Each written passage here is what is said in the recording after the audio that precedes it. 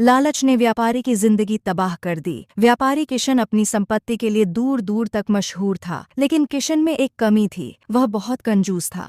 उसकी पत्नी फटे पुराने कपड़े पहनती थी और उसके बच्चे सादा चावल खाते थे। किशन को सबसे बड़ा डर था कि कोई उसकी दौलत चुरा न ले। इसलिए एक तूफानी रात को उसने अपनी संपत्ति छुपाने का फैसला किया। उसने एक पुराने आम के पेड़ के नीचे गहरा गड्ढा खोदा, अपनी सोने और जवाहरात को एक भारी लोहे के संदूक में डाला और उसे जमीन में गाड़ दिया।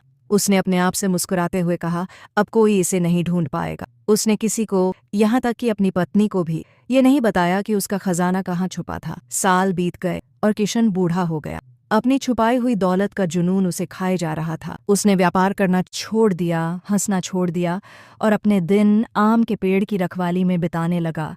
जो पास आता उसे भगा देता। उसका परिवार उसके कंजूस स्वभाव से तंग आकर एक एक करके उसे छोड़ गया। उसका शानदार घर खंडहर में बदल गया। एक दिन कस्बे में भयंकर बाढ़ आ गई। नदी उफान पर थी और पुराना आम का पेड़ उखड़ गया और उसके नीचे की जमीन बह गई। जब बाढ़ का पानी कम हुआ तो किशन दौड़कर बाहर आया। उसका दिल जोर जोर से धड़क रहा था। गड्ढा खाली था।